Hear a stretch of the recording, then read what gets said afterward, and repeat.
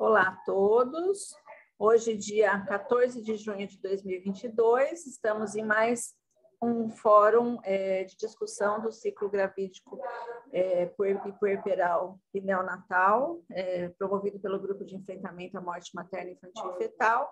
E hoje, nossa convidada, doutora Fernanda Surita, vai trazer o tema Importância da triagem de violência doméstica durante o pré-natal e pós-parto. Ela é professora titular do Departamento de Tocoginecologia da Faculdade de Ciências Médicas da Universidade Estadual de Campinas, a Unicamp. É presidente da Comissão Nacional Especializada de Assistência Pré-Natal da FEBRASGO e coordenadora do Grupo de Pesquisa da Saúde Reprodutiva de Hábitos Saudáveis. Doutora Fernanda, muito obrigada por ter aceitado o convite. É um prazer tê-la conosco. Hoje nós estamos com a nossa mestre, mediadora e matriciadora, doutora Rossana Francisco. A palavra da senhora, que tenhamos um excelente encontro. Obrigada. Bom, inicialmente queria agradecer o convite, a oportunidade de estar falando de um tema que é tão sensível, né? E o prazer aqui estar com a professora Rossana, ela é minha amiga, há tempos que a gente não se encontrava e é muito bom. Esse trabalho, né, com mortalidade materna, ele é assim, né? Acho que eu comecei a fazer obstetrícia por conta disso. E aí a gente vendo a mortalidade materna, né, que eu considero que é a principal questão de gênero que existe, né? É uma questão de gênero indiscutível, ela só acomete, né, as mulheres, né, as pessoas com útero, e então a importância dessa discussão. E em encontro a isso vai a questão da violência doméstica também como mais uma nuance, como uma base dessas questões relacionadas ao gênero. E quando a gente fala, né, da mortalidade materna, né, tão importante quanto o enfrentamento das causas principais, das causas obstétricas, diretas, indiretas, é a condição de saúde total da população. Se eu tenho uma condição de saúde muito boa num país, numa população, todas as taxas de mortalidade materna reduzem, tá? E então ela é uma coisa diretamente ligada a muitos fatores, e a violência doméstica, a violência de gênero é mais um deles.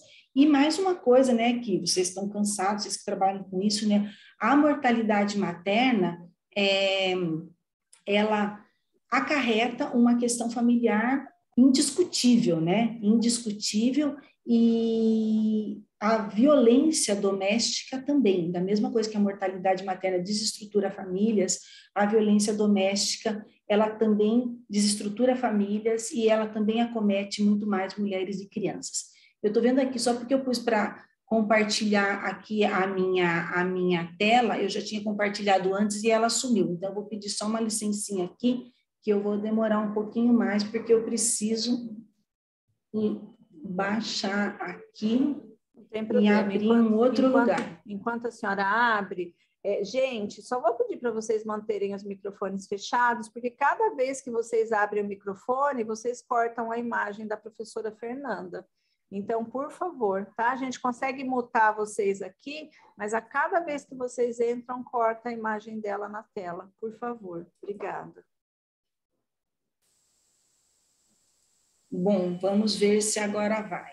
Agora acho que entra aqui. Só vou pôr na modo apresentação. Tudo bem? Tá tudo certo com a minha tela? Tudo certo, professora. Tá, então, né, vocês já me apresentaram, a gente já falou do tema e eu acho muito importante. Eu participei muitos anos dos comitês de mortalidade materna, aqui da DRS7, que é a região de Campinas, das comissões aqui do hospital, tá? E esse trabalho é fundamental para a saúde das nossas mulheres, tá? Então, eu vou começar falando um pouco, né, por que falar da violência doméstica entre ginecologistas. E aqui eu estou colocando ginecologistas, mas eu sei que nesse fórum a gente tem vários profissionais de saúde, de várias formações, tá? Mas, por que eu estou colocando os ginecologistas e estou colocando os médicos, principalmente? Porque o médico é o mais difícil de trabalhar. É muito mais fácil eu falar isso com a minha assistente social, com a enfermeira, com a psicóloga, com a nutricionista, mas o médico, ele acha que ele tem tantas funções outras tão importantes e muitas vezes ele esquece dessa função de acolhimento, de escuta. Então, eu acho que talvez a grande virada que a gente tenha é convencer aos médicos, e aqui, né, quando a gente está falando de saúde da mulher, a maioria deles médicos ginecologistas ou médicos da saúde da família e comunidade, que isso é uma função médica, sim, que isso faz parte de toda a questão de promoção de saúde. E por que falar durante o pré-natal?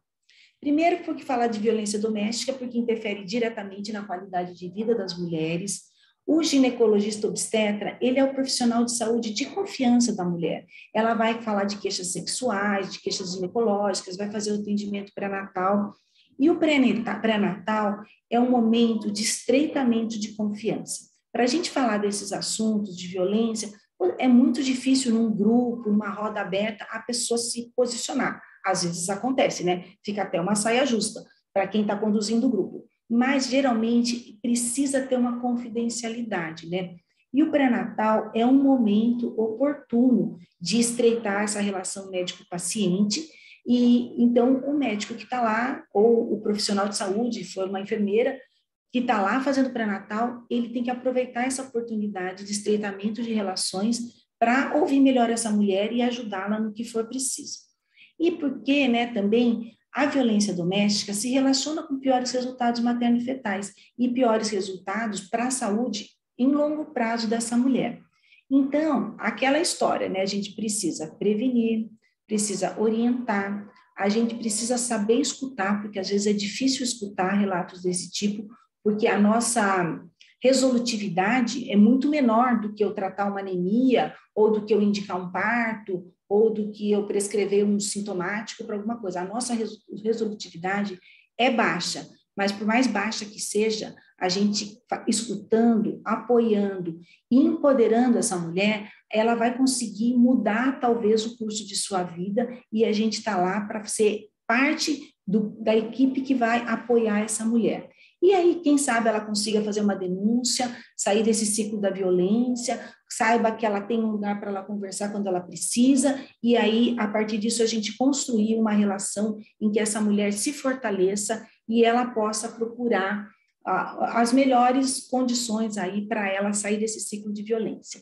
E isso não é uma invenção da minha cabeça, né? Então, aqui eu coloquei algumas organizações profissionais, né? Então, tem a COG, que é a DGO, mas tem de entidades médicas, médicos de família, pediatria, várias entidades médicas fazem a recomendação da triagem da violência doméstica.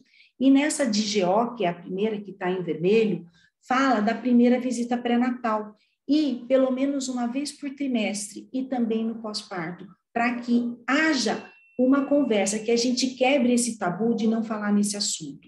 Eu lembro quando eu era interna, residente, a gente tinha dificuldade de falar de uso de substância, de falar de infecções sexualmente transmissíveis, porque era um tabu falar disso, principalmente com uma gestante.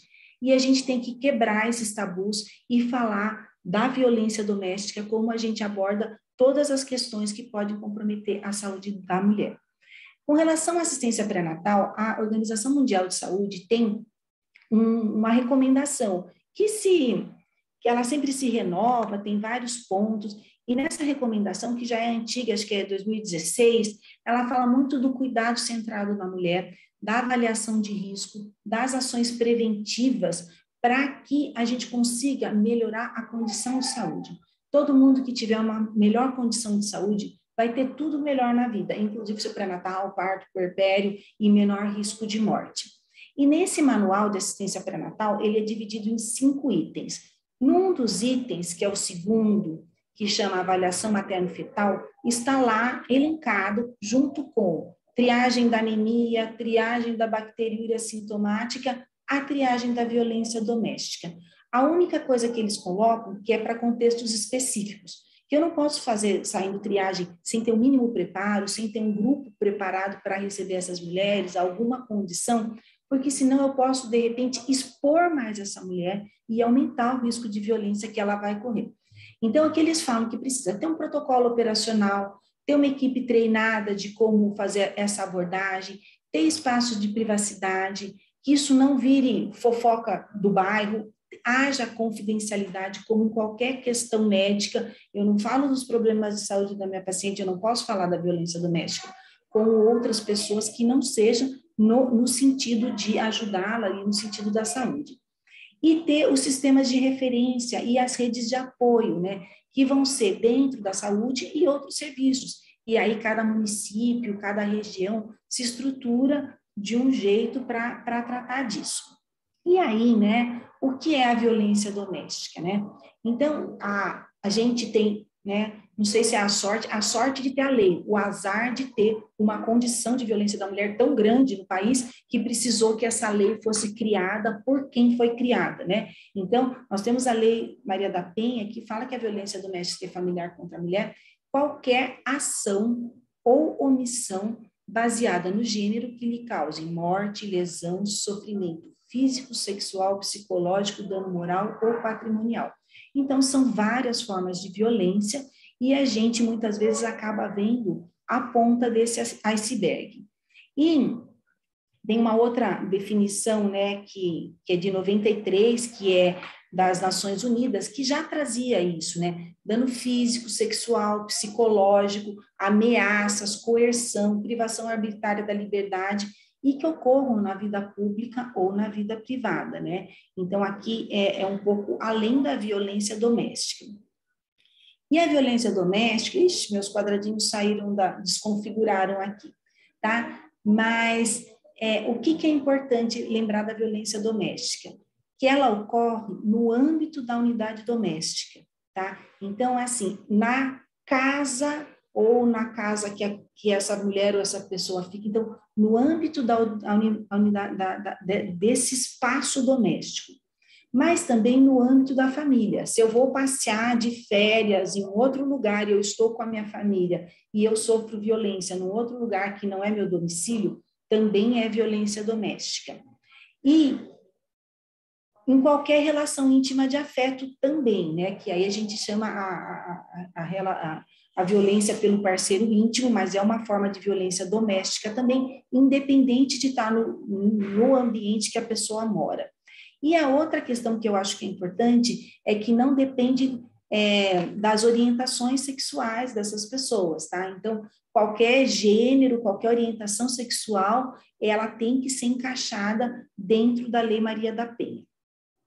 Esse aqui, né, é o anuário, né, que foi trazido, né, então tem um pouquinho de 2019, que já havia um crescimento do feminicídio, e com alguns grupos clássicos, né, da vulnerabilidade social no nosso país, que são as mulheres negras, as mulheres em idade reprodutiva e as causas do feminicídio, basicamente pelo parceiro íntimo. Na 2020 tinha a primeira avaliação que já tinha um aumento do feminicídio, aqui eu estou falando só de feminicídio. E agora que saiu esse novo de 2021, mais aumento de feminicídio, mais aumento das chamadas, né, de violência doméstica, assim, com aumento aqui até de 16% do número de chamadas por violência doméstica. E aí, de novo, os grupos mais vulneráveis, as mulheres em idade reprodutiva, as mulheres negras, e mostrando que também a maioria das mortes são por arma branca, né, que chama a atenção, que parece que às vezes tem até uma crueldade maior, uma coisa assim, quando você tem uma morte por arma branca.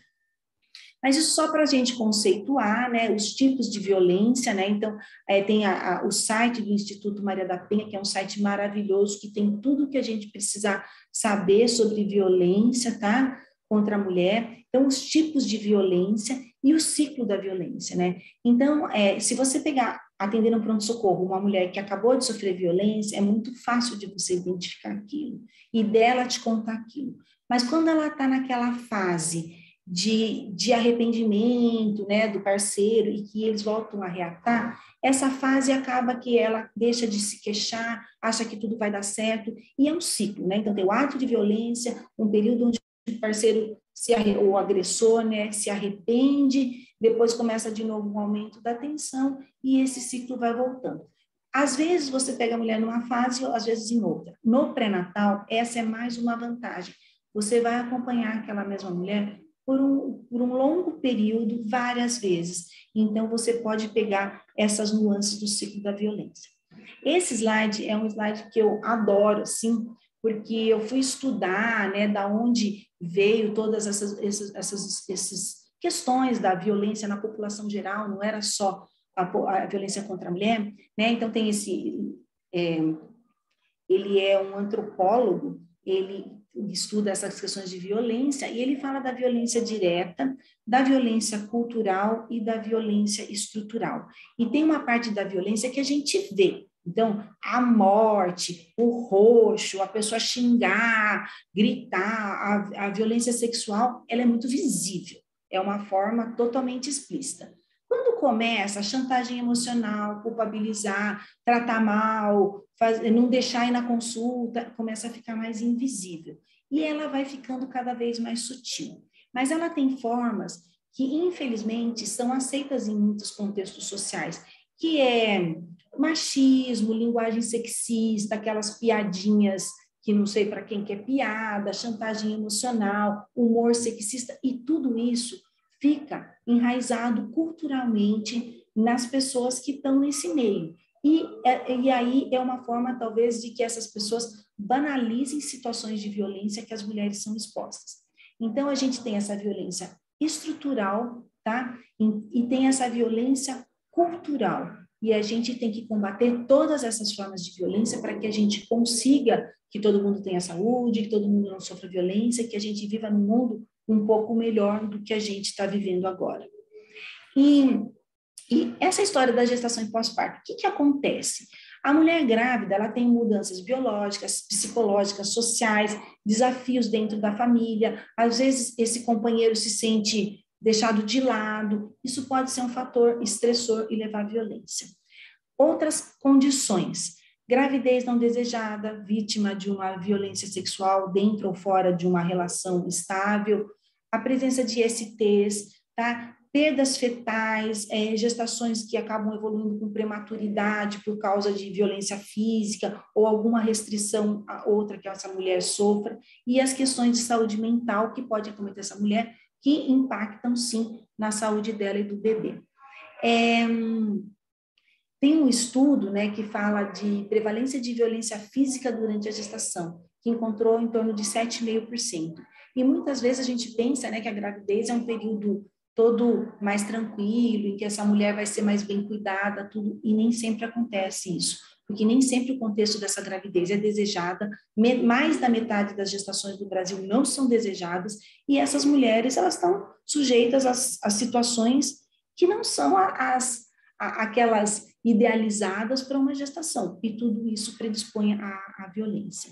E nesse estudo que fala de 7,5%, também fala que houve aumento durante a gravidez. Então, a gravidez não é um período de proteção da mulher, ele é um período de maior vulnerabilidade. Aqui eu trouxe, né, eu sempre gosto de trazer primeiro esse PubMed, falando quanto que a gente, na verdade, eu vou até voltar aqui, ó. Esse primeiro slide mostrando como que aumentaram os estudos sobre violência e pré-natal. Então, eu coloquei violência contra a mulher e pré-natal. Tem um aumento evidente, né, de que os estudos sobre esse tema estão aumentando. Então, aqui vários estudos, tá? Não vou falar deles assim, mas a gente aqui, por conta dessa história do estudo, de trabalhar na pós-graduação, eu tive tenho uma aluna maravilhosa, que é a Odete, que é a primeira autora que está lá naquele artigo, e a gente fez um projeto para avaliar a violência doméstica no pré-natal e no pós-parto aqui na Unicamp. Esse é o protocolo de estudo. O trabalho final, nossa, pus errado, coloquei um trabalho errado aqui, não é esse, tá? Mas, assim, esse trabalho inicial da Odete, que está em vias de publicação, desculpe, não é essa referência que está aqui, ele foi um desenho que a gente coletou dados entre junho de 2019 e setembro de 2021, entrevistamos 600 mulheres gestantes ou puérperas aqui, com média de idade do que a gente espera aqui de vida reprodutiva, sendo que 60% era autodeclarada não branca, a grande maioria tinha uma religião, a grande maioria não tinha trabalho remunerado e metade delas tinha ensino médio completo. O que a gente viu? Um torno de 23%, que é o que a gente vê na nossa população, mais ou menos um quarto das mulheres que já sofreram violência, de uma forma geral, mais ou menos 7% pelo parceiro íntimo, mais ou menos 5% nos últimos 12 meses. Um dos questionários falava de medo, e a gente tem que mais ou menos 3% delas têm medo do parceiro ou de familiares, e a gente encontrou 2,5% de violência na gravidez. As mulheres com maior chance de terem vivido violência na gravidez eram as não brancas, como constava nos outros anuários também, o início da gravidez, talvez aquele momento de que surge uma gravidez não desejada, e também no pós-parto, onde muitas vezes essa mulher sobrecarregada não dá conta de muitas coisas que tem que fazer. A gente fez também uma revisão da literatura sobre isso, e o que eu quero trazer para vocês, né, que a gente fez isso daí, o que acontecia durante a pandemia, né? E o que a gente encontrou que aconteceu durante a pandemia foi o que aconteceu durante guerras, ou em qualquer situação de crise, as mulheres e as crianças, elas sofrem mais. Vocês podem ver, a gente tem uma guerra lá, né, na Ucrânia, tem as questões na África, que são, nossa, que não se resolvem, quase que, né, nunca se resolveram, então questões muito importantes, e o sofrimento das mulheres e meninas nesses lugares onde acontece crise. Então, sempre que tem uma crise, e a pandemia foi uma crise, houve uma exposição maior das mulheres. E o interessante é que nesse estudo que a gente fez aqui, a gente encontrou mais relato de violência antes da pandemia, porque a gente coletou um pedaço dos dados durante a pandemia e um pedaço antes, porque a pandemia veio no meio do trabalho. E a gente encontrou mais relato antes da pandemia do que durante. A gente falava, gente, mas na pandemia era para ter aumentado, era para ser pior. Mas isso coincide com o resto da literatura, porque a pandemia impactou de uma forma tão grande as mulheres que elas vieram menos ao pré-natal. Essas mulheres que eram mais vulneráveis, que sofriam violência, elas acabavam chegando menos ao pré-natal. E aqui, né, esse desenho traz a importância, né, de todo mundo, do indivíduo, de todo o relacionamento em volta, da comunidade e da sociedade. E eu acho que nós, da área de saúde, estamos aqui no terceira rodinha, que é a comunidade, né, onde nós podemos fazer alguma coisa em torno desse meio mais próximo que ela vive. E a proposta, né, de abordar a violência doméstica no pré-natal e pós-parto, e o pós-parto entrou junto, porque o pós-parto é um período muito negligenciado da gestação, parto e puerpério, e aí eu não consigo mais fazer nada que não põe o pós-parto no mesmo barco do pré-natal. Talvez ela venha menos vezes, mas ela também tem uma proximidade dos profissionais de saúde. E a gente precisa de ações de prevenção, de screening de rotina e de ações de intervenção. Como prevenção?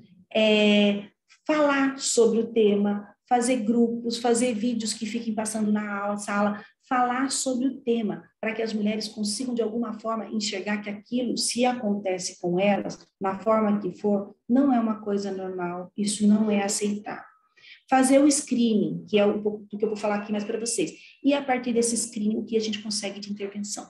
Então, a gente começou a fazer um fluxograma envolvendo todas as equipes, né? Desde a equipe médica, serviço social, psicologia, enfermagem, porque senão, assim, quando acontecia de uma mulher contar isso, ninguém mais queria atender. Fala, não, chama o serviço social, chama a psicologia, tem um caso muito grave para resolver. E a gente precisa escutar, e a gente precisa acolher, e nem sempre a gente vai ter o serviço social, a psicologia e a enfermagem para nos amparar. Então, a gente tem que saber como conduzir, pelo menos inicialmente, esses casos, tá? Então, a gente fez uma avaliação de risco, né? A consulta médica, ela pode partir de um relato espontâneo, mas a gente pode partir para perguntas indiretas ou diretas, sempre respeitando que tem que ser num lugar com privacidade. A partir daí, fazer uma avaliação de risco. Se o risco for altíssimo, um risco de morte, às vezes a gente interna a paciente aqui. Aí eu chamo o serviço social, de como que a gente vai articular isso, mas isso é o raro, tá? É o raro. Lembrando do ciclo, muitas vezes essas mulheres estão aqui em fases do ciclo que não são tão terríveis, e a gente consegue ter outro tipo de intervenção. E aí, a gente tentar integrar essas equipes, mas que o médico consiga fazer essa avaliação. e a partir disso a gente tem, né, aqui em Campinas, aqui no hospital que eu estou, que é um privilégio, eu tenho essas equipes para me ajudarem, mas a gente tem na cidade de Campinas também um centro, né, que é o CEAMO, que atende mulheres em situação de violência, que tem uma porta aberta. Então, a gente também já articulou com esse centro e é onde a gente acaba fazendo os encaminhamentos. E, além disso, não tem jeito, a gente tem que fazer aula, a gente tem que conversar com o tema e tirar o tabu do tema. Então, aqui é uma reunião do departamento que eu, com a psicóloga, com a enfermeira, com a assistente social e com essa minha aluna de pós-graduação, que também é psicóloga, fizemos uma reunião no departamento para falar sobre isso, a gente faz aulas específicas para os residentes para esse treinamento, a gente fez uma cartilha, e a cartilha, a gente fez uma cartilha dirigida para os profissionais, tá? Eu vou trazer, aqui tem, essa cartilha tem acesso aberto no CAISM, tá? Se vocês entrarem na página do CAISM, tem o acesso aberto. E a gente aborda, né, o que é, os tipos, o ciclo, as leis, o papel das equipes de saúde, a avaliação do risco, tudo está na cartilha. Eu peguei esse QR Code, mas eu não sei se vai dar certo, vou pedir para alguém testar, porque é a foto do QR Code, porque eu não consegui salvar ele aqui. Esse QR Code é onde abre a nossa cartilha. A nossa cartilha é aberta. Se por acaso tiver dificuldade, eu passo o link para a professora Rossana, para a Adriana, e ela divulga para vocês, tá bom? Porque é uma cartilha que é aberta neste link anterior, que é num drive da página do CAISM, tá bom? Mas eu espero que o QR Code Modernidades aqui, né, estou tentando, e dê certo e vocês consigam abrir a cartilha por essa imagem. Além disso, a gente colocou como dentro das coisas que são preenchidas no pré-natal online, a gente colocou, foi perguntado da violência doméstica e familiar, e tem o sim e tem o não. Não é obrigatório a pessoa preencher pelo menos ou não, o não, porque nem sempre dá para perguntar. Às vezes você está numa condição da sala, ou tem uma queixa muito importante, ou tem um acompanhante que vai atrapalhar, não dá para perguntar sempre. Mas tá lá, perguntou ou não perguntou. O próximo que for fazer a próxima consulta já vai saber se perguntou, se não perguntou, vai aparecer para ele de novo. E os tipos de violência e a avaliação de risco para a gente tentar ir para aquele fluxograma que foi proposto anteriormente. Então, são formas disso fazer parte da rotina. Do mesmo que eu pergunto altura, peso e IMC, eu pergunto se teve violência doméstica e desmistificar a questão, tá? Porque é uma questão de gênero, é uma questão que interfere na vida das mulheres e a gente que trata só de mulher precisa, pelo amor de Deus, cuidar disso daí, né? Outras formas de violência merecem o mesmo tipo de atenção, mas a nossa possibilidade é com as mulheres. E aí a gente faz cartaz e põe no ambulatório, e o cartaz, né, eu chamo a atenção aqui, que a gente não colocou lá uma mão com sangue, a mulher roxa, porque a gente tem que também usar de algumas sutilezas, porque talvez a mulher não se identifique naquela mulher com o olho roxo, mas conflitos dentro de casa podem afetar nossa saúde. Nossa, a gente se coloca também. E os profissionais do CAISM sabem disso, estão à disposição para ouvi-la e ajudá-la. Então, é uma sutileza, não é um murro no olho, mas a pessoa que não deixou ela sair de casa para ir visitar a mãe, isso é uma violência, certo? Então, formas mais sutis de violência podem se identificar com um cartaz mais sutil, com uma colocação mais sutil do que só o olho roxo, o sangue, a morte. Então, para você discutir o que é violência, muitas mulheres sofrem muitas violências, principalmente psicológicas, e nem se dão conta disso. E aqui, né, aqui é uma das páginas da cartilha que fala exatamente do papel das equipes de saúde, informar o que é violência, conversar com essas mulheres, fazer a prevenção, tipo, as orientações para que ela não se exponha a situações mais graves ou que tente sair de situações que a deixam mais vulnerável, fazer o acolhimento sempre. A gente não pode julgar ninguém, porque ninguém sabe o que o outro passa. E a gente tem que escutar e acolher sempre e tentar dar o melhor encaminhamento. Se eu tiver com a minha super assistente social lá do meu lado, ótimo, mas se eu não tiver, eu tenho o telefone lá do CEAMO, que eu passo para essa mulher e posso dar alguma orientação disso para ela, tá? Então, aqui são coisas que estão na cartilha também, mas eu não vou me prolongar nisso, mas assim, muitas vezes eu tenho um relato espontâneo, que é mais fácil. Às vezes, não tem espontâneo. Você pode fazer pergunta direta, né? Você sabe que a violência, isso já aconteceu com você alguma vez? Mas isso, às vezes, pode ser meio chocante para alguma mulher no meio de alguma consulta. Mas você tem perguntas indiretas. Está tudo bem na sua casa? Você acha que os problemas em casa estão afetando sua saúde? Você e seu marido brigam? Quando brigam, fica agressivo? E assim, né, tentar trazer essa conversa, e eu falo, né, que é difícil, para as psicólogas isso é tão fácil, porque é o dia a dia delas, e a gente quer ser tudo direto, fazer checklist, e aí a gente perde muito dessa relação com as nossas pacientes. Então, isso tem na cartilha também, essas sugestões de perguntas. E o que eles identificam, né? Serviços sentinelas. Então, tem lugares que tem clínica de odontologia e de radiologia. Por quê? Porque a pessoa leva um murro na boca, quebra o dente e vai no dentista. Porque empurra, quebra o braço e vai na clínica de radiologia. E entre esses serviços sentinelas, as clínicas de pré-natal, elas estão super bem assim localizadas por ter esse espaço de relacionamento contínuo. Tá? Não é porque a mulher vai estar lá porque ela sofreu alguma coisa, como o radiologista ou odontologista, mas ela vai lá muitas vezes, e essa é a oportunidade do pré-natal. E o screening de rotina é perguntar para todo mundo, que nem a gente colocou aquela plaquinha na consulta de pré-natal aqui. Ele está aprovado que é o melhor método de detecção. É a gente perguntar pessoalmente e existem muitas sugestões, essas caixinhas de deixar alguma coisa, mas aí você não consegue identificar a pessoa. Então, para você detectar sem custo, é uma coisa assim, que é uma mudança de postura nossa como médica. Outra coisa, desculpa, eu acabei deixando isso daí em inglês, mas assim, outra coisa que tem que chamar atenção, principalmente no pronto-socorro, sabe aquela paciente que vem no pronto-socorro? Ai, nossa, ela veio de novo e não tem nada, ela veio de novo e não tem nada. Gente, por que essa mulher está vindo tantas vezes aqui nos procurar e não tem nada clínico? Ou ela tem algum problema relacionado à saúde mental, ou ela está querendo nos dar algum recado. Então, vamos prestar atenção. Sabe aquele caso que já fica, nossa, nome tal, veio aqui de novo, foi a terceira vez essa semana e ela não tem nada. Alguma coisa ela tem, porque ninguém vai passear no hospital por nada. Talvez se lá fosse um lugar onde ela pudesse pedir alguma coisa para a gente. E outra coisa, a gente falou da classificação de risco, mas o risco, infelizmente, ele não é assim uma coisa que evolui linearmente. Eu posso passar de um risco baixo para um risco alto e voltar e virar. Então, às vezes, uma pessoa que está só com muito ciúme daquela mulher, vira lá e mata.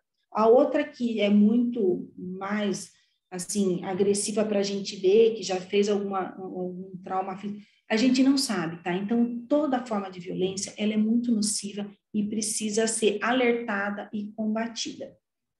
E aqui, né, eu gosto de falar disso para consolidar o papel do GO no combate da violência contra a mulher. Que o setor de saúde pode desempenhar um papel vital na prevenção da violência contra as mulheres, ajudando a identificar precocemente os abusadores, né, fornecendo às vítimas o tratamento necessário e encaminhando as mulheres para cuidados adequados e informados. Serviços de saúde devem ser locais onde as mulheres sintam-se seguras, sejam tratadas com respeito, não sejam estigmatizadas e onde possam receber todo o apoio informado e de qualidade. Isso é uma fala, né, do ex-diretor-geral da Organização Mundial de Saúde, numa das abordagens dele contra a violência contra a mulher. E eu acho que fica assim, né, uma mensagem final, que a gente precisa garantir um ambiente seguro, tá? A gente sabe, muitas vezes, a gente vê pessoas agressivas com as nossas pacientes dentro do serviço de saúde. Eu já presenciei inúmeras vezes e acredito que todos vocês já viram isso também. Então, a gente precisa garantir um ambiente seguro para essas mulheres. Quando for ter esse tipo de conversa, garantir total privacidade. A equipe tem que estar qualificada, porque tem hora que não é fácil ouvir, e não é fácil. E para uma mulher que chega a contar isso, ela ouvir que isso não é nada da equipe, é a pior coisa que podia acontecer. Então, a gente precisa qualificar a nossa equipe para que ela tenha o ouvido apurado e valorize as queixas das mulheres. E colocar os médicos na equipe. E eu falo isso, né, puxando a orelha da minha formação, que o médico é o mais difícil.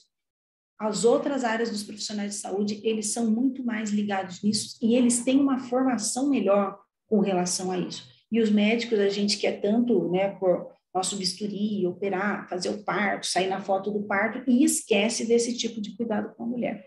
Informar as mulheres, porque muitas delas sofrem violência e nem sabem disso. Fazer a triagem de rotina, tentar implementar essa triagem de rotina, desde que respeitando a privacidade, o ambiente seguro, acolher, orientar, criar esse vínculo de confiança e nunca julgar, e sempre respeitar o desejo da mulher. Porque às vezes fala assim, vai lá e denuncia. Ela fala, não vou conseguir fazer isso agora. Às vezes não é o momento que ela consegue fazer. Tá? E isso é uma discussão enorme entre alguns lugares que falam que a gente tem que denunciar tudo e outros que ela tem que denunciar. Como que eu vou denunciar uma violência psicológica sofrida por uma mulher que eu estou atendendo? É impossível, tá? Mas eu tenho que ouvir, fortalecê-la para que ela se sinta segura para fazer essa denúncia. Então, são ações preventivas que a gente tem que fazer aí. E era isso que eu queria falar para vocês, né? Então, eu sou a Fernanda, aqui está o meu e-mail, que fica à disposição de vocês. Eu estou aqui no departamento de tocoginecologia, na Unicamp, ali onde está a bandeirinha, é onde eu estou exatamente agora, tá? Que eu estou aqui no CAIS, no Hospital da Mulher, e eu espero que tenha ajudado alguma coisa essa conversa, e eu já sei que muitos lugares estão, inclusive, muito mais evoluídos do que aqui no trato desse tema, e eu acho que é isso, a gente tem que juntar muitos esforços para conseguir juntos, né, trabalhar isso da melhor forma, que é uma questão estrutural e a gente tem muito para andar pela frente com relação a esse tema. Era isso, obrigada. Vou parar de compartilhar aqui. Muito obrigada, professora, doutora Rossana. Obrigada, Fernanda. Eu acho que esse é um tema bem importante e que é o que você disse mesmo, né? A gente, até como professor, falha muito, porque ele não é abordado como deveria, né? E a gente tem dificuldade de lidar com o tema. Eu acho que essa dificuldade ela é comum a todos, né? E ela vem muito de uma situação. Quando você falou também em relação à drogadição, né? Aquilo que a gente não sabe o que fazer com a resposta, a gente não pergunta, né? Então, eu achei muito importante você colocar, não só... a gente não quer saber, por exemplo, se a gente pergunta para a pessoa, você está usando cocaína? E a pessoa fala, tô. Aí você fala, e agora? O que eu faço com essa informação?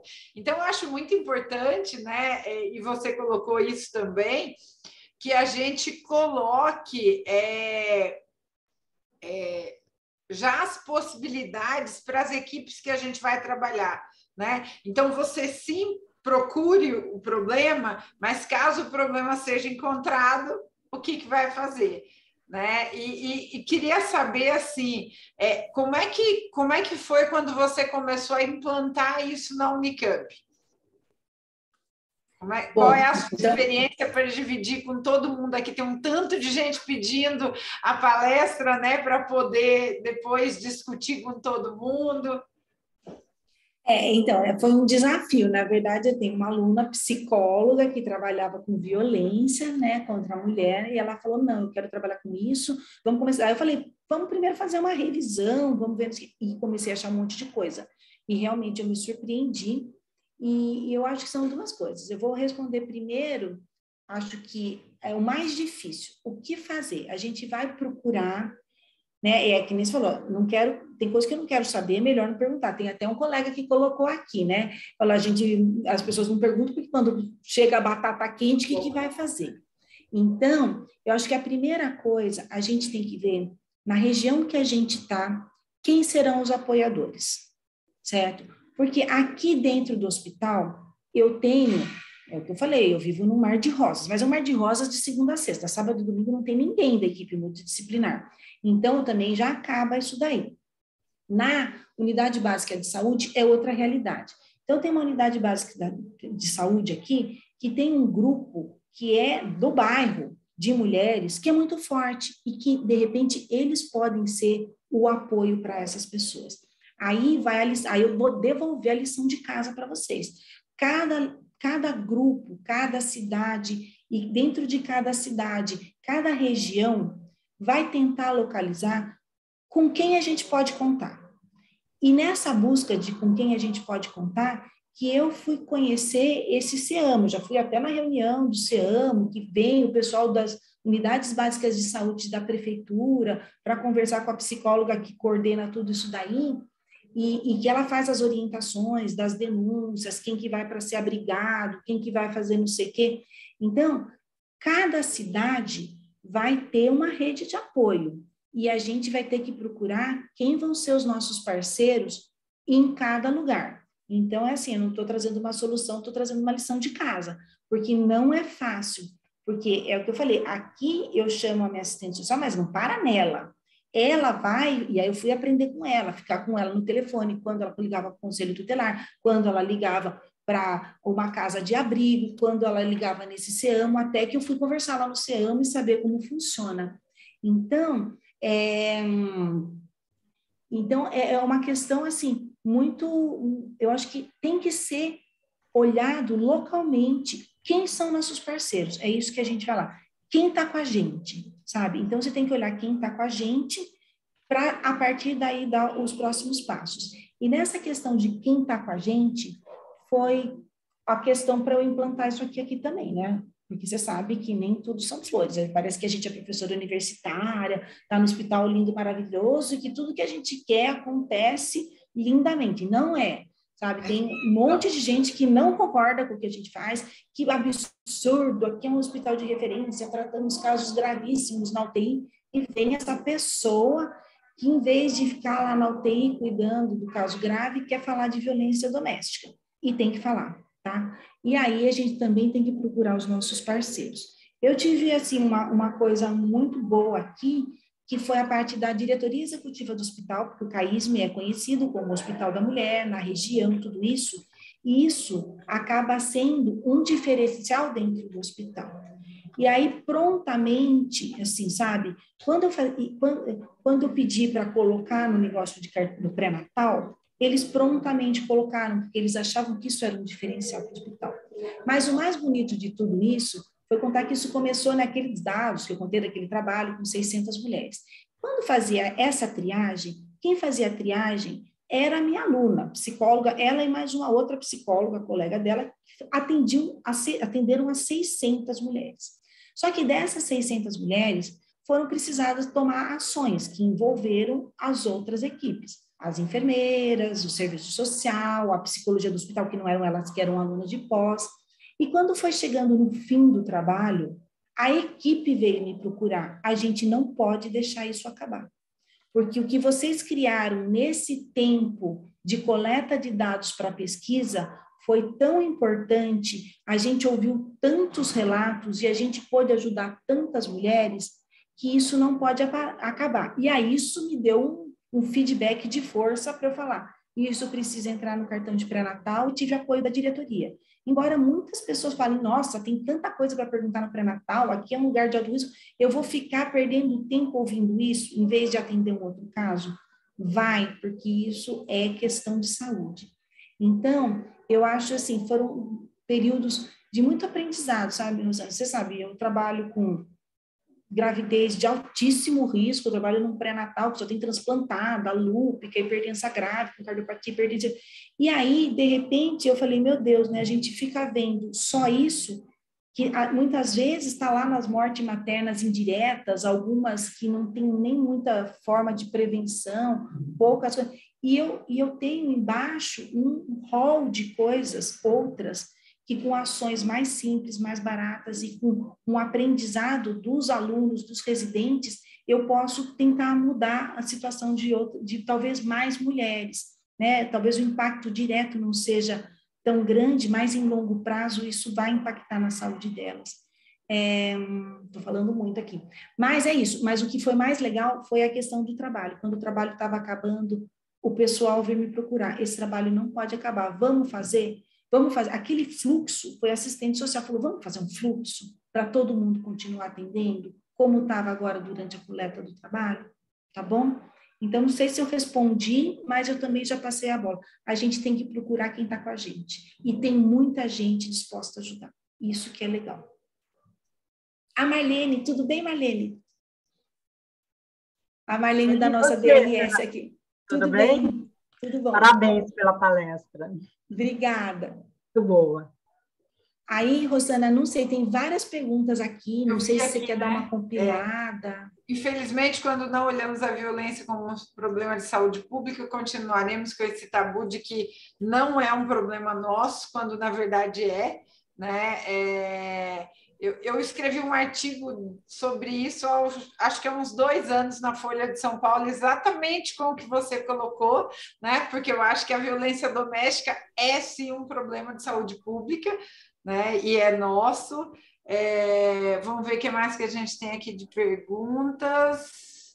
Na realidade, nós temos muitas afirmações, perguntas não. Muitas afirmações, né? Fala, Adri. Não, pode falar. Eu acho que é importante a gente falar. A Janaína, que foi a que falou que fica com a bomba, né, Janaína? É a mesma coisa que eu penso.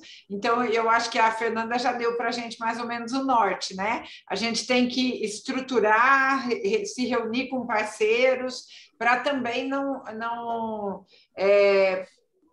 eu acho que a pior coisa que a gente tem é quando a gente levanta um diagnóstico e não tem o que fazer com aquilo, né? Então, acho que é importante a gente estruturar isso, e ela sugere, aí jogando já para a Adriana, para a Marisa, né?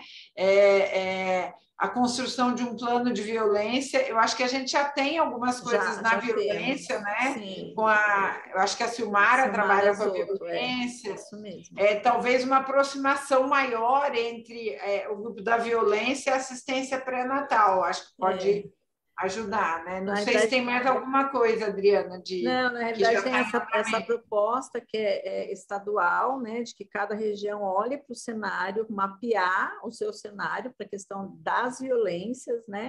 E óbvio a gente traz isso para o cenário da mulher, mas que tem aí essa construção de rede, que é exatamente isso que a professora Fernanda trouxe. Como é que a gente se une, se articula aos parceiros para a gente poder fazer uma linha de cuidado.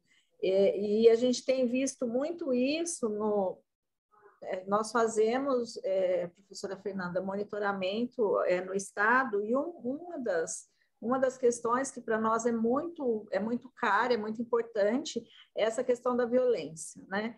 E mais do que isso, quando você traz essa questão da singularidade, né? Como é que a gente olha para além da queixa dessa mulher, que às vezes não tem nada físico embutido no ir, na porta giratória do serviço, mas o que está por trás dessas idas, né?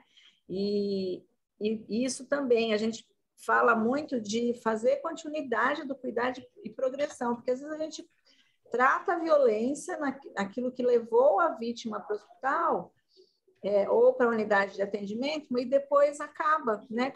Porque ela volta para o ciclo de violência. Então, como é que a gente garante, né, que os gestores que estão inseridos nesse contexto, e a gente está falando para além, né, do setor assistencial, mas como é que a gente leva essas questões para os gestores municipais para olhar? Então, a gente está falando de integralidade, né? Como é que a gente olha para além da barriga da mulher, como é que a gente olha para o contexto de vida dessa mulher. A doutora Rossana fala muito dessa questão do cuidado centrado na mulher, e isso tá dito que tem que ser integral, como é que a gente olha para as outras questões.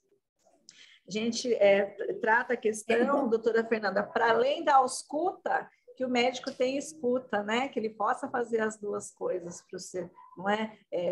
A gente transformar aí esse cuidado, e aí quando você traz essa questão inicial falando o profissional médico, mas somos todos nós, né? Quem está inserido em todos os níveis de atenção para essa mulher, como é que a gente olha integralmente para esse contexto?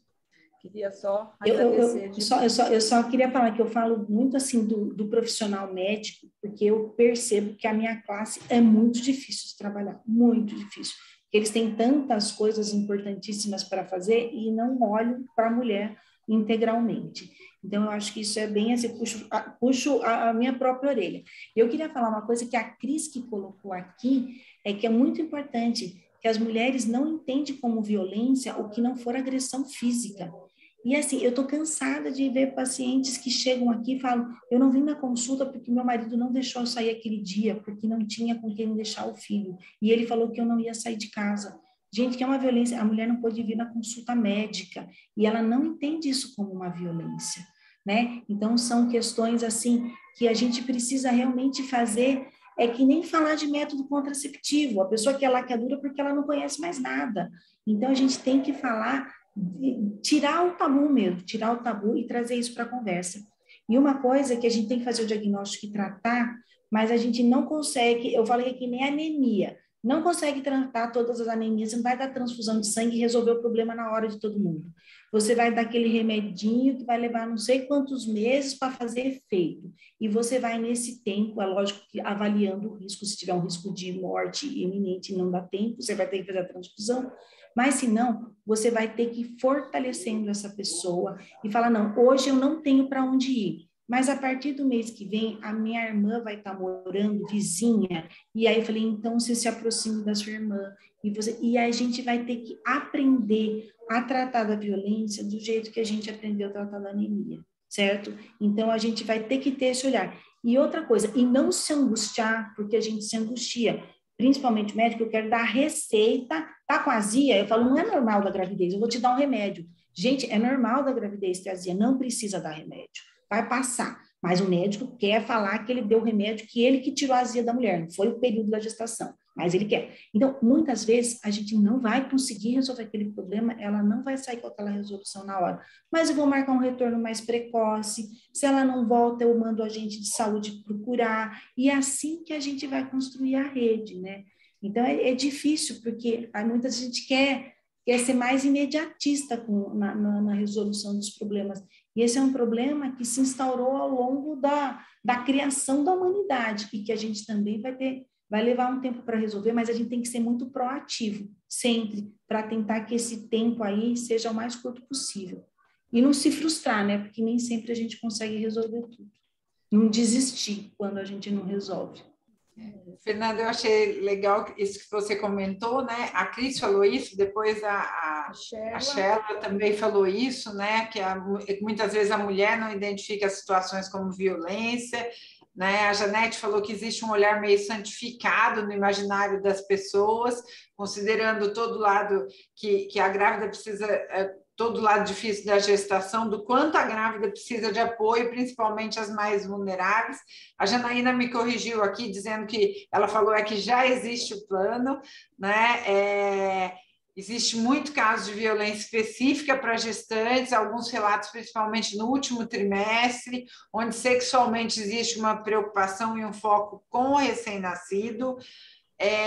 Tem alguém aqui que só me aparece o celular, mas que está fazendo, que é graduanda de enfermagem, está fazendo o TCC sobre violência doméstica no ciclo gravídico puerperal, então que a palestra fez sentido total para ela, um agradecimento para você. Eu acho que tem um ponto importante, né, que às vezes a gente não identifica a violência como violência. Eu achei muito, muito interessante o iceberg que você colocou, né, porque, na verdade, parte primeiro de nós reconhecermos tudo aquilo que é invisível como violência, para que a gente possa reconhecer isso no outro. E um ponto que eu acho bem interessante sobre a violência doméstica, eu acabei estudando um pouco também em relação a isso, muitas vezes as pessoas falam, mas a pessoa não sai daquele ciclo, ela não quer sair, né? Então, é muito importante que a gente saiba que a pessoa não consegue sair. Não é que ela não quer sair, né? Geralmente acontecem porque é um ciclo, né? Então tem a violência e aí depois tem a procura do agressor, vai procurar pelo perdão, vai voltar, vai dizer que foi um erro, promete nunca mais fazer e não sei o quê, e violência, né? E cada vez essa violência vai ficando mais grave, né? Então, acho que é uma coisa para a gente pensar se a gente quer reduzir morte materna por violência doméstica. A gente está começando um trabalho agora no Observatório Obstétrico de olhar para as causas acidentais e incidentais na gestação. E vai casar bem com o que a Fernanda está falando, né? Porque o número de mortes que a gente tem na gestação e puerpéria após 1 ano de nascimento da criança, ali até 1 ano, por suicídio, por violência, é muito grande e ninguém olha para isso, né? Então, acho que é bem interessante isso. A Janaína colocou uma pergunta aqui, qual dica você, né? A pergunta super capciosa, né, Janaína? Exato, aquela pessoa que não desgruda. Quando já chega aquela pessoa que não desgruda, você já começa a desconfiar, né? Porque assim, né, por mais que o pai venha um dia, outro dia, e às vezes também começa a valorizar tanto esse pré-natal do parceiro, eu acho ótimo que eles venham e participem, mas todo mundo tem que ter um momento de privacidade. Não dá para você fazer a consulta o tempo inteiro com um parceiro junto. Então, acho muito lindo que participe, que seja uma coisa comum, mas a mulher precisa em algum momento estar. E a gente passa muita saia justa com isso. Na época da pandemia, eu até gostava, porque às vezes os acompanhantes não podiam vir, e às vezes, assim, sabe, aqueles casos podiam. O que a gente tenta fazer aqui é passar em alguma... Aí fala assim, vai passar na pós-consulta, ou vai ter um grupo, e daí no grupo não entra ninguém e fica só... Mas você começa a ter que usar artimanhas, mas a gente sempre desconfia daquela pessoa que não desgruda, tá? Porque assim, já não é normal. Não vou deixar você sozinha. É que nem a mãe da adolescente, que também não quer que ela fique sozinha no médico, porque senão ela vai contar que ela tem atividade sexual, e aí eu vou prescrever contracepção, e aí é assim, ela não quer. Então, você vê que existe uma relação de poder quando essa pessoa não fica sozinha. Porque se é aquele cara super de boa, que está lá com ela, fala assim, eu posso ficar um pouco sozinha? Ela, claro, não, tudo bem. Durante o exame, posso ficar sozinha com ela? Ou então, de repente, durante o exame ginecológico, pedir para a pessoa sair da sala, e nesse momento, mas às vezes eles não saem. Fala, não, eu espero aqui atrás, eu espero aqui sentado. E aí a gente já vai marcar, fala, putz, eu vou marcar um retorno para aquela mulher em 7 dias. Porque talvez essa pessoa não possa vir todos os dias. E aí ela falta, você fala, você vê, acho que ele não pode vir, ele não deixou ela vir. E aí a gente vai tentar procurar. Não é fácil, todo mundo passa por esses apertos, mas aí a gente tenta identificar esses casos e talvez numa pós-consulta, numa retirada de medicação, que ela vá sozinha, a gente tentar perguntar de uma forma indireta, está tudo bem com você? Eu estou estranhando algumas coisas assim. Tá? Outra coisa que a Mona Lisa falou, não sei se a gente tem tempo, me fala quando tiver que acabar. Essa questão das imigrantes, Mona Lisa, é super difícil. Outro dia, a gente teve umas pacientes aqui que elas falavam árabe, e assim, elas não falavam inglês, e só o parceiro falava inglês. E teve uma que não era nem o parceiro, era o intérprete da comunidade que vinha junto. Esses casos, é uma tristeza, porque você se coloca no lugar daquela mulher que está vindo para ter um bebê, numa cultura totalmente diferente. E aí, assim, né, elas pedem para ser atendidas por mulheres, essas coisas, que é o que a gente consegue suprir para elas. Mas imagina o quanto falta. Então, assim, essa questão dos imigrantes, né, e a gente está nesse momento que diz que o mundo nunca teve tantas pessoas em condição migratória, né? Imagina a condição de saúde dessas tantas mulheres que estão passando por isso. É muito triste, é muito complicado. A gente faz o que a gente pode, né, tentar ser simpático, o sorriso atrás da máscara, porque você não fala a língua da pessoa, você não consegue se expressar direito, e elas estão lá à mercê do que a gente for fazer com elas, certo? Nesse momento, e fora daí, à mercê do que está acontecendo nessa comunidade, com essas pessoas que ainda conseguem se comunicar. É isso, Mona Lisa. Aqui também nós temos vários, aqui é bem complicado, e tem algumas línguas muito, assim, muito difíceis mesmo, de qualquer identificação. Né? Quando o alfabeto é diferente, é tudo diferente, é muito difícil comunicar. Aqui, a Cláudia Medeiros está dizendo que o pior é quando a mulher relata ao parceiro que contou para a equipe de saúde, o parceiro vai até a unidade tirar a satisfação. E chuta a porta, quebra o vidro. a gente teve um caso de uma gestante que ela estava com sífilis e o marido foi até a unidade, assinou um documento proibindo ela de fazer tratamento absurdo. E assim, a mulher não vivia sob cárcere e não conseguiu fazer o tratamento, porque eles não autorizaram. Então, aí é um caso extremo, né? Que, assim, ele não tem essa autonomia sobre o corpo dela, né? Então, aí talvez aí seja um caso, né, de chamar o Ministério Público, isso daí, porque ele está passando dos limites. Feito, professor, exatamente. Então. Mas eles se acham donos, né? Eles se acham, a gente que atende pré-natal, né, muitos anos, vira e mexe, tem uns perrengues, assim, né, umas coisas assim que você fala, meu Deus, chama alguém, arranja um aluno forte para ir lá na frente, né, porque eu não vou dar conta se a coisa virar pessoal aqui. Mas é muito difícil mesmo, é muito difícil. Por isso que o pré-natal tem que ser um espaço de muito acolhimento mesmo. E essa questão do parceiro que fala tudo pela pessoa, né? Até para os brasileiros, né? Então, está muito atento que é outra atitude também que mostra abusiva, que é abusiva. Entendeu? Se você pergunta e quem responde ou é o parceiro ou é a mãe, né? No caso da adolescente, ou é a sogra, entendeu? Tudo isso mostra, porque às vezes a gente tem um pacote de abuso, né? Não é uma... Sim, não é só o parceiro, várias... E uma coisa que a gente às vezes usa eu sei que tem imigrante que na verdade não fala nenhuma língua, né? Eles falam um dialeto do lugar, aí fica mais difícil ainda. Mas quando fala alguma língua que exista no Google Tradutor... É isso que eu ia falar, no celularzinho. A gente põe no Google Tradutor, pede para a pessoa falar, a gente fala e devolve para ela, mesmo quando ela está acompanhada de alguém que fale inglês.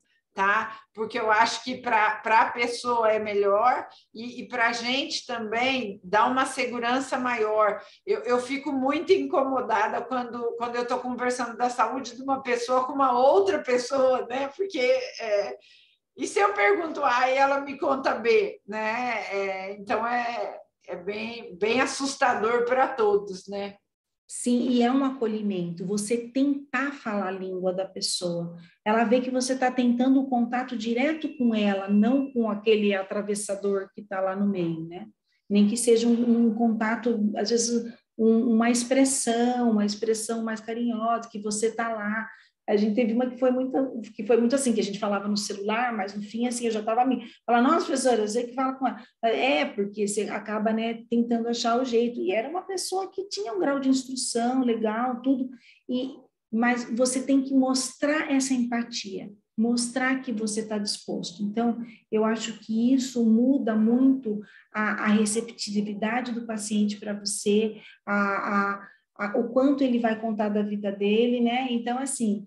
E é isso, né? Uma pessoa, por melhor intencionada que seja essa terceira pessoa, nunca é a mesma, né?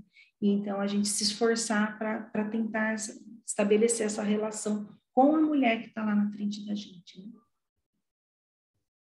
Rosalva colocou aqui que amou as consultas de pré-natal juntamente com o parceiro, porque teve a oportunidade de falar da importância do pré-natal, sinais de risco e o quanto a mulher é exposta nessa fase.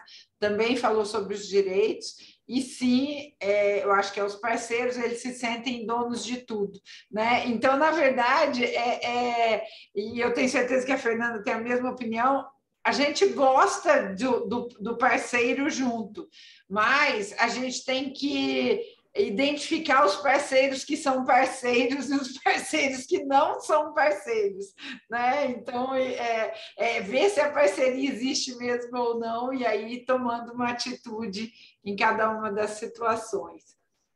Sempre essa simetria, né? Essas relações de poder, essa simetria dentro da relação, que é difícil, né? A gente está lá como médico, ninguém sabe como as coisas funcionam, mas a gente tem que tentar sentir isso. E quando a pessoa começa a se colocar demais, acabou, né? Não tem simetria, e a consulta é dela, né? Ele está lá, acompanhante, ele tem a consulta do parceiro, tem tudo isso, mas ela tem que ter um momento dela, né? A Margareta Boa tarde. Aqui percebemos essas situações nos atendimentos de casais que vão realizar esterilização. Que é outra barbaridade, né, Margarida? Eu nem vou, se eu fosse aqui, fico mais 1 hora falando das questões de autorização de laqueadura, que agora está começando a reverter, né? Que no passado não era assim, daí virou uma lei desse jeito, e é assim, né? A gente, como mulher, você fala, quem vai decidir se eu vou fazer uma laqueadura ou não é a pessoa, a outra que não mora no meu corpo. Então, para mim, isso seria a próxima discussão aí para um outro dia, de tão complexo que é. A Sheila traz aqui que a experiência dela de alguns casos de agressão verbal do pai contra a mãe, nos casos de sífilis que foram acompanhados pelo serviço social, e também tivemos casos de imigrantes de países africanos que falam em dialetos regionais. Toda a informação foi feita através de parentes, sempre do sexo masculino. As mães simplesmente não falavam nada. É muito triste, né, Sheila? Muito triste de acompanhar essas situações. E a gente, é o que eu falo, a gente tenta ser empático e tentar estabelecer o máximo de relação com essas pessoas, mas não é fácil. Eu fico pensando como essas mulheres vivem, e eu penso em todas as migrantes aí no mundo inteiro que passam por coisas assim ou parecidas. Ou piores, né? E a gente traz muita questão também, professora Fernanda, como que a gente leva isso para as bases educacionais, né? Para que isso já venha, que o aluno já receba isso lá na academia, né? Já tem essa questão para essa visão de empatia, de singularidade, de humanização, como é trazer essa percepção da necessidade da integralidade, né? A gente luta um pouco aí para fazer um resgate de quando desse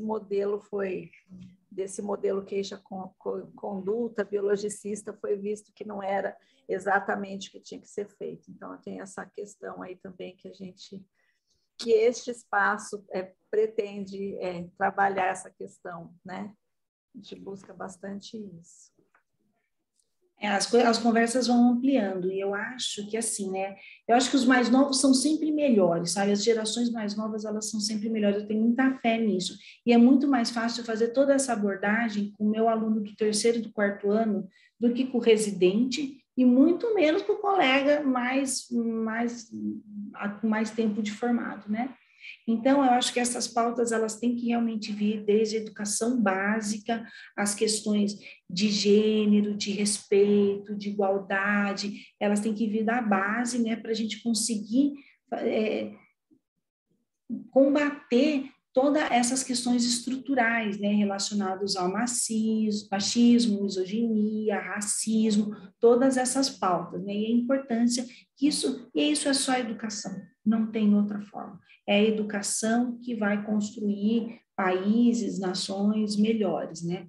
E a questão de gênero e a violência doméstica, aí a valorização da mulher, ela vem nesse sentido também, né? Eu também compartilho com você tudo isso.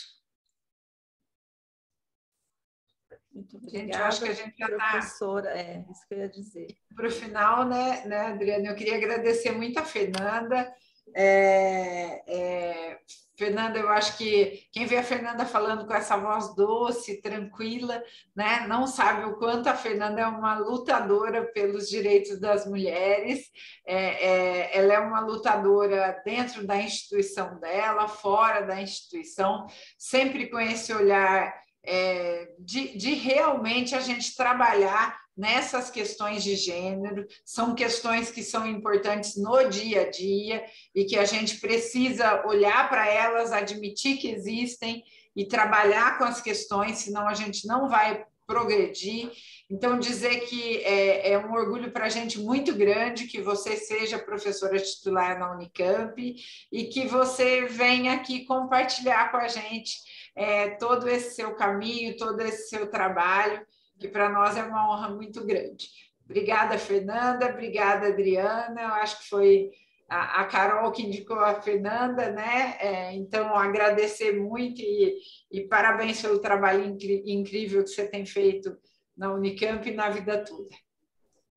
Obrigada, eu que agradeço, e um grande abraço para vocês e para a Marlene também, que é daqui da minha DRS, eu estou devendo um dia lá. né, Marlene? Que o dia não deu certo, mas eu estou devendo.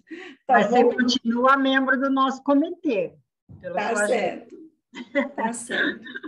Professora Fernanda, em nome do Grupo de Enfrentamento à Morte Materna, Infantil e Fetal da Secretaria de Estado de São Paulo, eu quero agradecer imensamente a oportunidade de conhecê-la, de poder ouvi-la, uma aula de tamanha importância, nós não receberíamos com tanta facilidade se não fosse a doutora Carolina Salles fazer essa gentileza de indicar a senhora e convidá-la para estar conosco. Com certeza a senhora tem outros temas emblemáticos para trazer para a discussão. Vou fazer contato pessoalmente com a senhora para a gente poder fazer essa agenda, se for de sua vontade, e agradecer imensamente a oportunidade e aos participantes que estiveram conosco no dia de hoje. Muito obrigada. Até a próxima terça-feira. Obrigada, doutora Fernanda. Obrigada, doutora Rossana. Tchau, gente. Obrigada. Eu que agradeço. Tchau, tchau, tchau.